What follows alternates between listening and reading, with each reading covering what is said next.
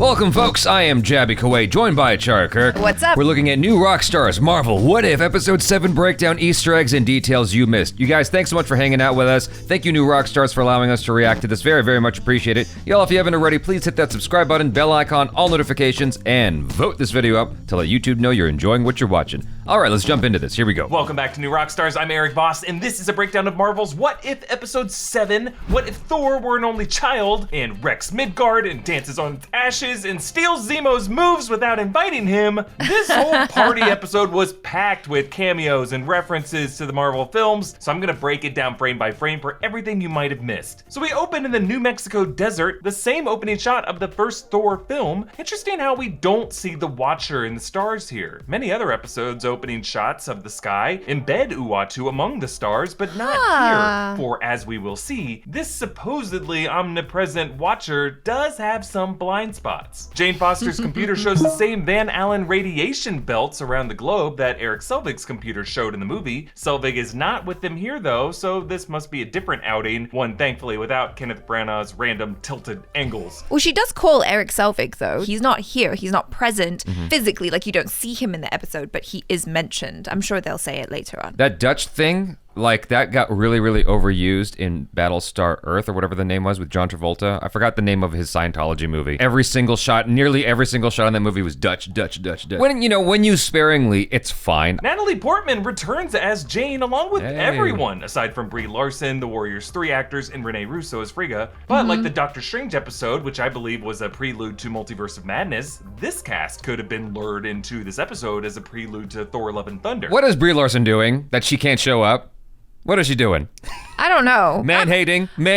I don't know what she's up to these days, but she may be busy. And honestly, I think whoever did the voice for Captain Marvel in this episode did a really great job. Jane reports, I need to talk to the director of S.H.I.E.L.D. because if my data is correct, I believe an alien invasion is imminent. And 2 years ago, the same anomaly struck star Alpha Icarus, and the entire star dimmed and then poof, disintegrated. Jane already knows what S.H.I.E.L.D. is here, and she jumps to the conclusion of it being an alien invasion, but back in the Thor film, she had never heard of S.H.I.E.L.D. Miss Foster, I'm Agent Coulson with S.H.I.E.L.D. Is that supposed to mean something to me?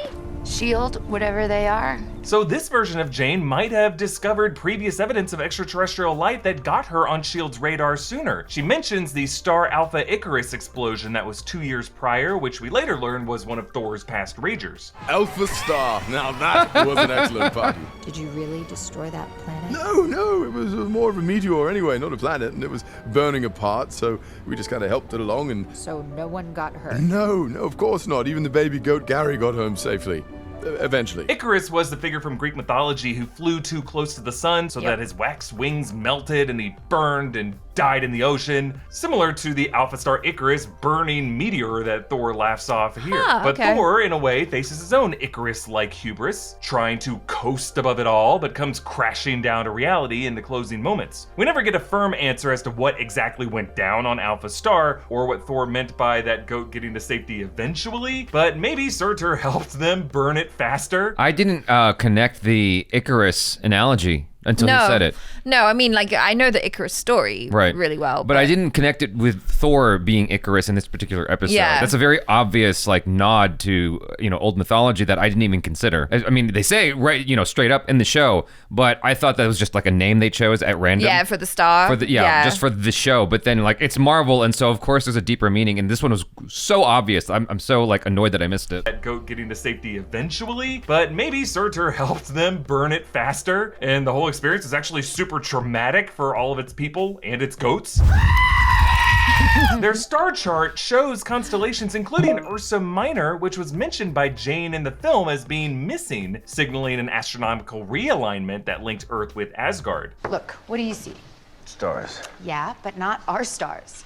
See, this is the star alignment for our quadrant this time of year, and unless Ursa Minor decided to take a day off, these are someone else's constellations. But here, Ursa Minor is visible, meaning Thor's arrival wasn't the result of Odin's banishment, but Thor's chosen party destination while Odin was in Odin's sleep. The Bifrost overshoots them. They're here. We're too late. Darcy, of course, referencing Carol Ann's creepy line in Poltergeist. They're here. They land on the Vegas Strip in front of a casino that looks like the Bellagio, but the Bellagio isn't beside the Luxor and the Excalibur like this casino is here, and that's because all these casinos were slightly altered visually because there's a copyright law that requires a license fee to recreate these landmarks in animation. Wow. The Bifrost hits in front of an Elvis impersonator. Holy moly! Holy This moly. same Elvis later marries Darcy and Howard the Duck, and even later there is a Skrull Elvis, meaning this Elvis might have been one of those Earthbound Skrulls the whole time. A reminder that many among our society are Skrulls. We got a secret invasion, baby. There's also a guy with a pineapple shirt, That's which might Jaby be a nod to Koay. Taika Waititi's Pineapple Romper at Comic-Con 2017. They kick off the party as Uatu observes. Everyone was like, I saw people freaking out and saying like, oh my God, is that a Jaby Koay variant in there?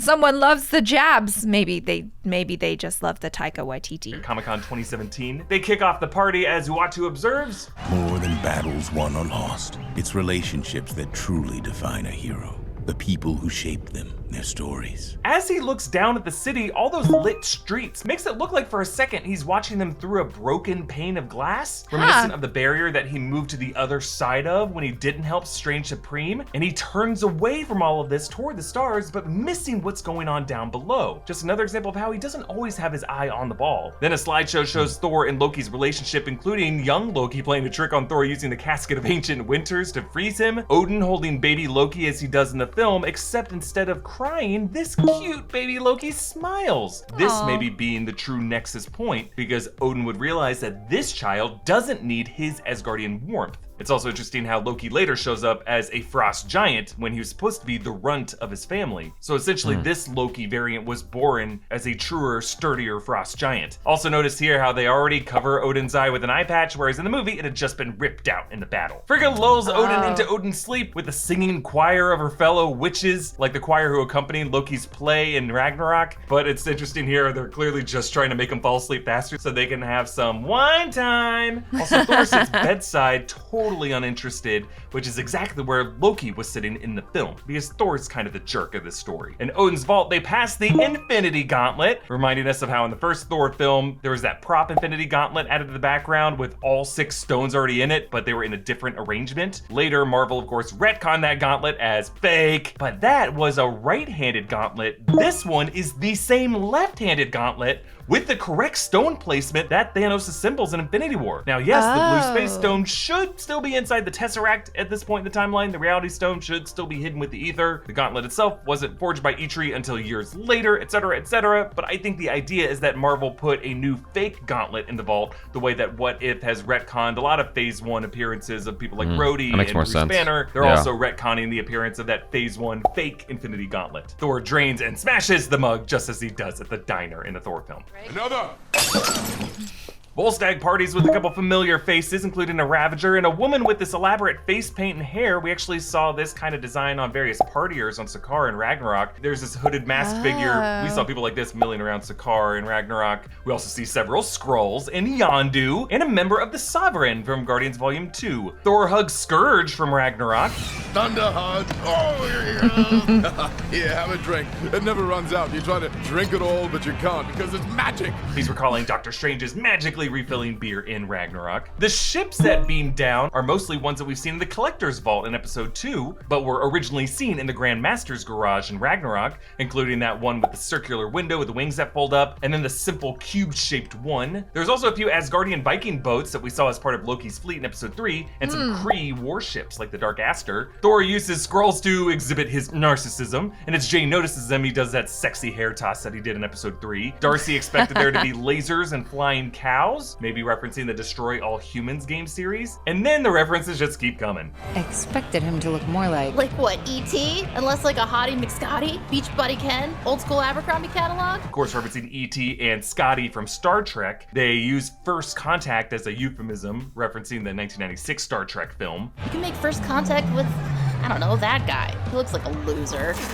big talk coming from a brunette. Howard the Duck was actually talking to a blonde when we saw him partying on Catraxia in Guardians Volume 2. That's right. Thor whip hands over to the Grandmaster and Topaz from Ragnarok.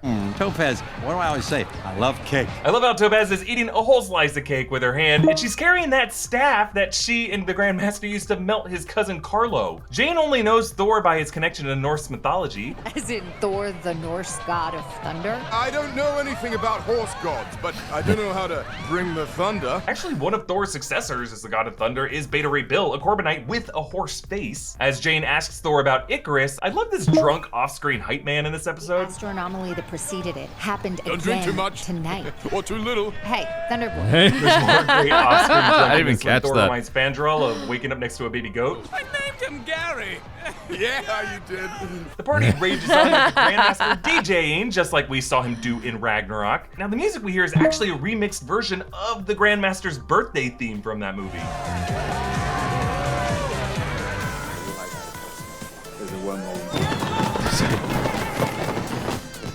I don't. Topaz stands Did you hear the overlap? I didn't hear. It just sounded like dance music to me. Both of them just sounded like random dance music. Like, I mean, they sounded similar, yeah. behind him, just lightly bobbing her hand. And then, of course, Thor does Zemo's dance move. Nebula not the shows up at the same. crafts table, getting Korg to blow on her dice. Mama needs a brand new eye. Referring to the one Thanos probably pulled out of her after she lost a sparring match to her sister. Drax and Valkyrie join Lady Sif at the bar. Thor and Jane get matching tattoos. She gets a Mjolnir magic one. He gets a microscope science one, a reference to his line in the movie. Your ancestors called it magic, and you call it science. Well, I come from a place where they're one and the same thing. But I love how while Jane's skin is still pink and raw and irritated, Thor's tough as nails skin is already healed from the needle. So Nice touch. Yeah. Should be able to puncture his skin, so maybe it's just a decal. And by the way, Yeah, exactly. They wake up hungover, like the scene in The Hangover. There's wild animals in the hotel. Oh, yeah, someone room, was saying that in the Fangirl snugging comments. with some possums, and Rocket sleeps in the sink. But remember, Rocket is a character voiced by Bradley Cooper, who also woke up similar to this in Oh, the right. Hangover scene. Yeah. In the mirror behind Rocket, someone wrote, V was here? Maybe for Valkyrie, who was seen partying with them in this episode, but it might also be Volstagg, and those hearts could have been drawn by Lady Sif because they wake up next to each other. Maybe they hooked up. As in Ooh. Infinity War, Thor thinks Yeah. Rocket is a rabbit. Guys, look, there's a cute little rabbit in the sink. Rabbit is correct and clearly the smartest among you. Rabbit? Brock Rumlow comes in with Maria Hill, now acting director of S.H.I.E.L.D. since Fury got incapacitated. Hey, Spicoli, this might be your party, but this isn't your planet. Before someone gets hurt, I need more cannons. Yes, Spicoli is Sean Penn's character from Fast Times at Ridgemont High, another nickname after, like, Tony Stark is called Thor, Point Break, and Lebowski. Hill's helicarrier hovers over Vegas and is numbered 67. Fury's helicarrier in Avengers was numbered 64, and Coulson returns. The party atmosphere seems to be spreading. Canada, Mongolia, even Pennsylvania Dutch country. Based on those Mongolians we met in Loki, these folks must love to party. Hill uses Nick Fury's last resort Captain Marvel pager from Infinity War and Captain Marvel. Then in Paris, Thor takes a selfie with some sovereigns, including their leader, Aisha. Loki appears. Where's that son of a witch, Thor, Odin's son? Yes, now a huge jacked frost giant like his father Laufey, and he has a big horned crown of ice. Again, it is interesting to see him grow like this when he's supposed to be the runt, but I suppose it was just Odin's Asgardian magic that caused Loki to take on those human flesh tones in his size. And of course he calls Thor son of a witch because friggin' it's a witch. As Captain Marvel arrives, France is just labeled in big letters on the continent. You can see Belgium and the Netherlands beyond. It's just a really silly animation choice that they use throughout the fight, something that you would see in Looney Tunes. Carol calls him White Snake like the 80s hairband, and Thor responds, His name is Thor, with a T and an R and an O and an H, but not in that order. yeah, it sounds right to me, because Tro in this episode is very much a bro. Thor's off-screen hype man returns. There's a Midgardian word for women like you. Party pooper. I didn't catch that ha before. Did you? I think I just kind of vaguely heard it in the background. Like, all this stuff is just really great background. Yeah, I didn't catch that before. That's a very Avatar: The Last Airbender kind of thing. The yeah, it's just something random off camera. The interesting choice with the reference animation clip for Looney Tunes, he just showed an arbitrary clip from Looney Tunes, but he didn't actually show an example of them doing that. But we all know. Yeah. I mean, but the thing is, I was actually hoping they were going to show us because I can't remember them doing that. I'm not saying that they didn't. I'm pretty sure they did, like New Rockstars is pointing it out. But I can't recall off the top of my head a moment where I've seen them like go, oh, but they're falling into China now. And and see the words. And I think whoever said in the comments on our video, and they also noticed the Hangover reference, and they were like, I wonder if New Rockstars will pick it up. I'm pretty sure they will. Most definitely. Yeah, they did. That was really cool. There, I said it. Captain Marvel dodges Mjolnir, but it hammerangs back to hit her in the back of the head. Later in the fight, Carol learns to dodge it as it comes from behind, making her more like that badass she was in Endgame when Thor summoned Stormbreaker past her head. Thor dickishly dominoes Stonehenge, Eric Selvig's favorite place to streak. Similar to how Clark Griswold does this in European Vacation. They slug it out. It's awesome to watch. Carol beams his head, and he levitates Mjolnir from one hand to the other in order to break her hold. And all this while some great electronic rock music plays. I didn't talk about the fight scenes at all in our review of the episode. Didn't. Yeah. And I did mean to, because I thought that some of the choreography and execution of that choreography was interesting and cool. I mean, it's a little bit easier to get exactly what you're after with animation. Sure. If it's, achievable within that space, because sometimes it's harder to register certain movements in animation, but I feel like sometimes it can look way better because like you can actually make impact, and it's like watching a Thai movie. They go for real. Like if you watch Ong Bak, like he's really kicking those people. What I'm saying is like some of the choreography and animation felt visceral, but in a fun way, in a cool way. Like the moment he just pointed out where he dropped the hammer. I can't remember what I'm thinking of. It might have been Mission Impossible or some other HK fight scene, Hong Kong fight scene where like they drop the knife to catch it and then do it. Or it was also in Game of Thrones, I think. That kind of move has been done a few times at this point. Yeah, it's now a classic move. Yes. You didn't see it a whole lot before, but now it's a classic move that you've seen over and over again. Kind of like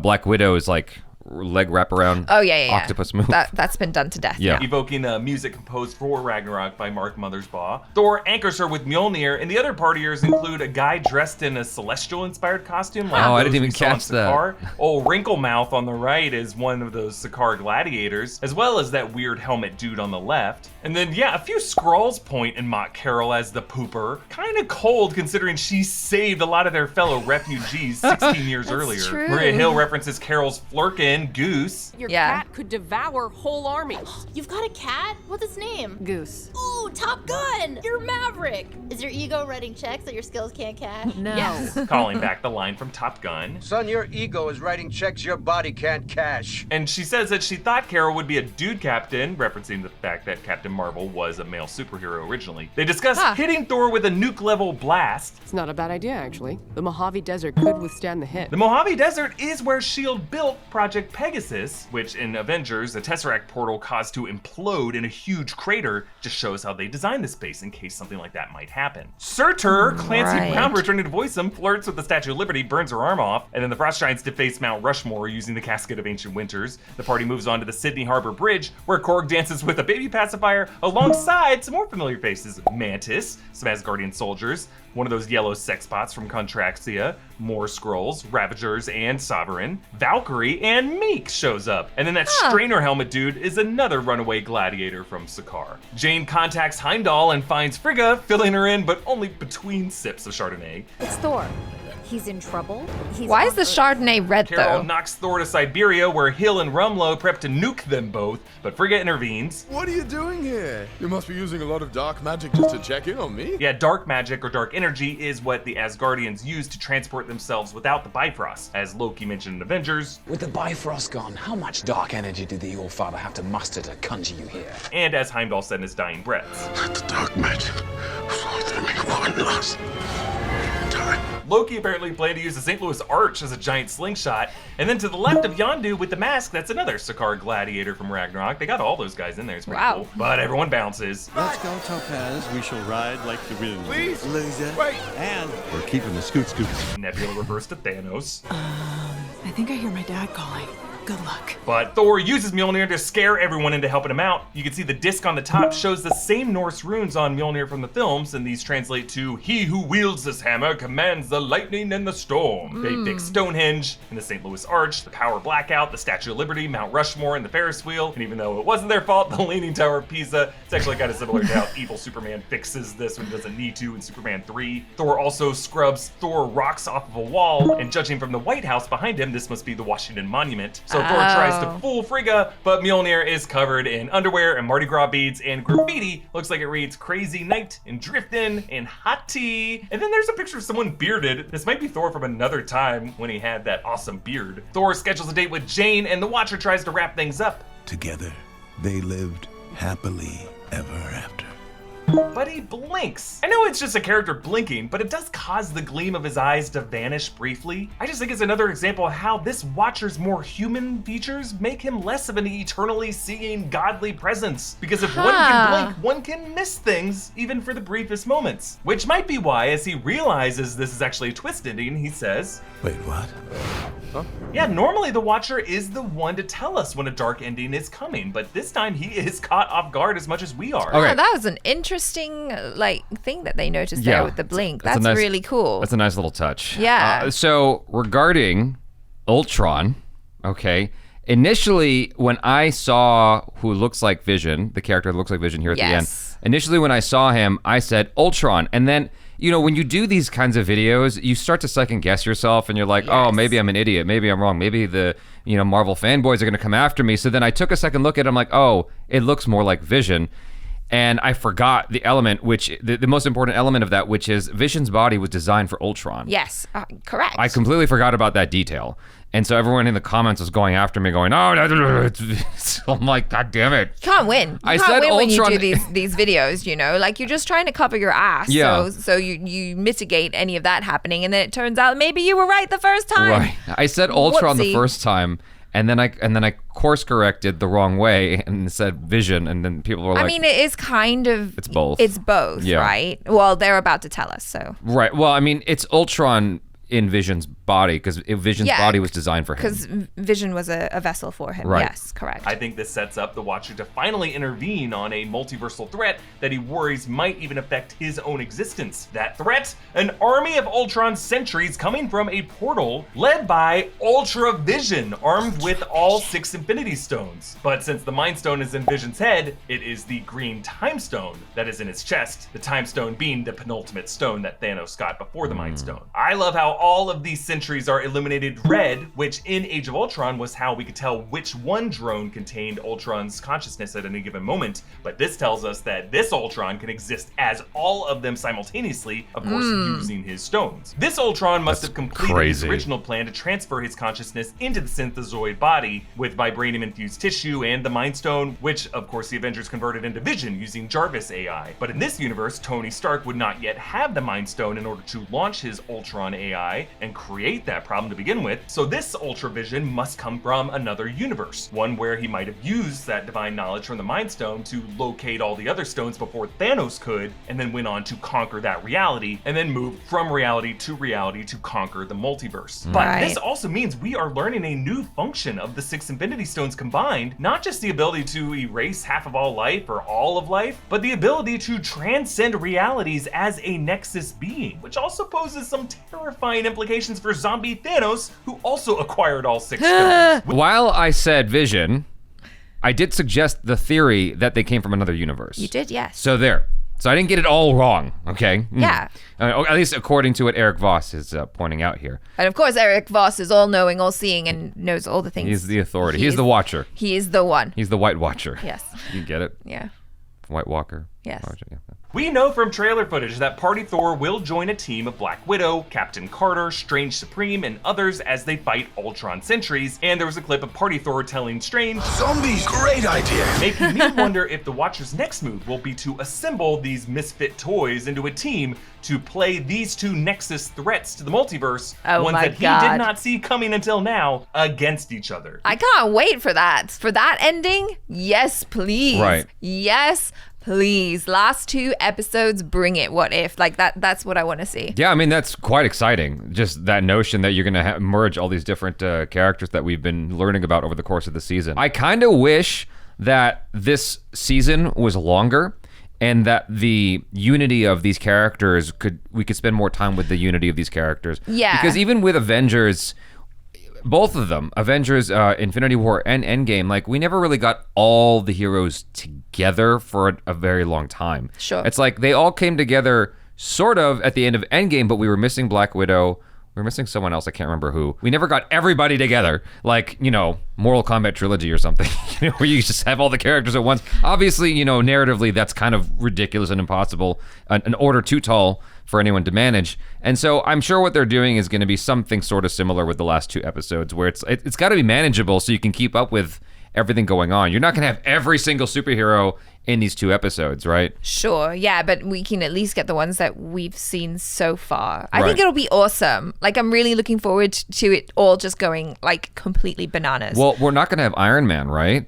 Because that's right. every time we've seen him, he dies. He's dead. So we're going to have Thor, we're going to have Doctor Strange, we're going to have We're going to have Captain 2 Carter. Doctor Stranges. Right. Yes. Oh, we are? Okay, Yeah, and you're going to have Doctor Strange and Strange Supreme. Captain Carter. It's going to be a different kind of Avengers, which is cool. I'm very excited about it and looking Yeah. forward to what kind of action they're going to show us. And we got zombies again. Zombies! So yeah, I can't wait. I enjoyed this breakdown. I enjoyed the comparisons he was making because, like, once again, even more so this time, surprisingly, it's like there was like little details he was pointing to where he was like plucking someone out of a crowd in Thor Ragnarok and going, see, he's in this crowd over here and this crowd over here. I'm like, how did you even, it's an image of a crowd. Like, you know what I mean? You know what? Like, there definitely were things, like, as we were watching it, you know, I noticed the different characters from Guardians Sure. and, like, Skrulls and whatnot and things like yes. that.